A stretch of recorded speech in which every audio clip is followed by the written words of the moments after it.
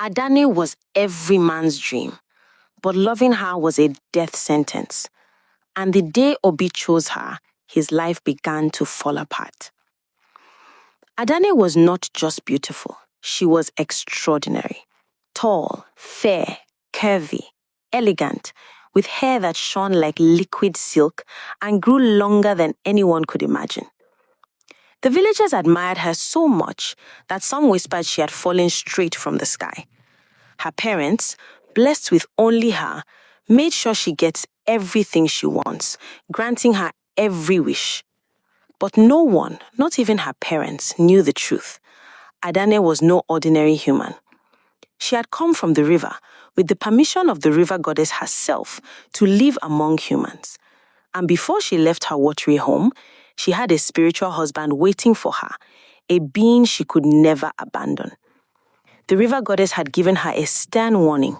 She would never marry an earthly man. Any man who tried would fall sick and die. Every night, while the village slept, Adanne would sneak out of her house and visit her spiritual husband at the riverbank. He would always be waiting for her, and together they shared moments that no one else could ever understand. And every morning, she would return home as if nothing had happened.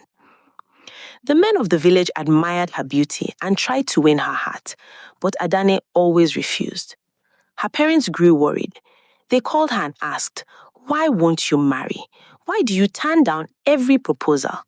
She offered only excuses. "I haven't found any man after my heart." Villagers gossiped. Why would a girl this beautiful refuse marriage?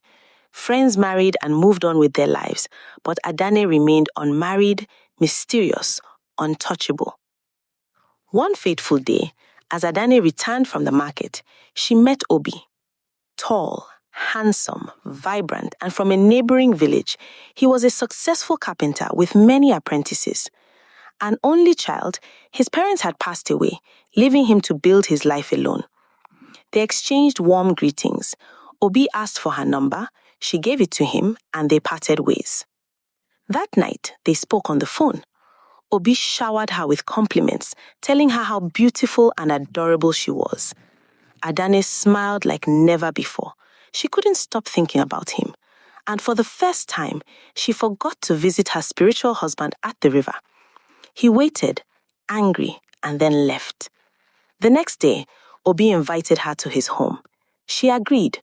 When she arrived, he welcomed her warmly, offered food and drinks, and they spoke about their lives. Obi asked Adanne to be his woman.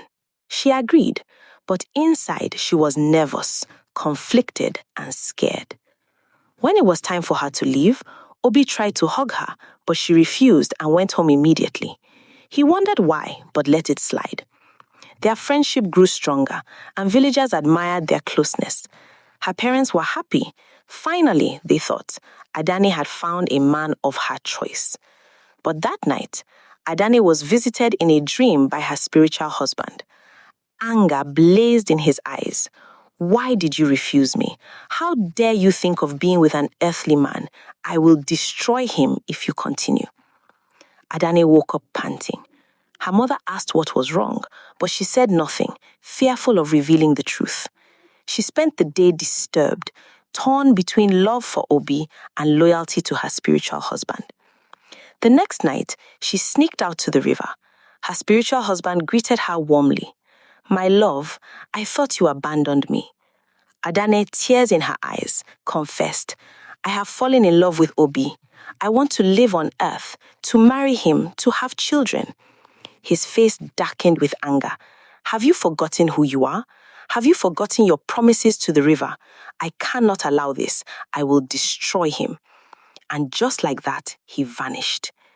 Weeks later, Obi proposed, and Adanne, full of hope and love, said yes.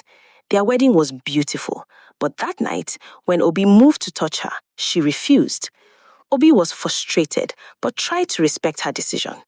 Soon after, strange misfortune began to plague Obi. His carpenter business collapsed. Customers vanished. His apprentices left without warning. Fire consumed his workshop, reducing it to ashes. Adanne cried, heartbroken, feeling guilty, but she could not tell him the truth about her origins or the warnings of her spiritual husband. Obi, desperate, began drinking heavily. One day, his friend Amadi brought him to a seer. The seer revealed everything. Adanne was from the river, bound to a spiritual husband, and no earthly man could marry or touch her without facing destruction. Obi's fury erupted as he realized why Adanne had refused to touch her, why everything had fallen apart after their wedding. Will Obi survive the wrath of Adanne's spiritual husband? Will Adanne lose the man she loved on earth forever? Part 2 continues.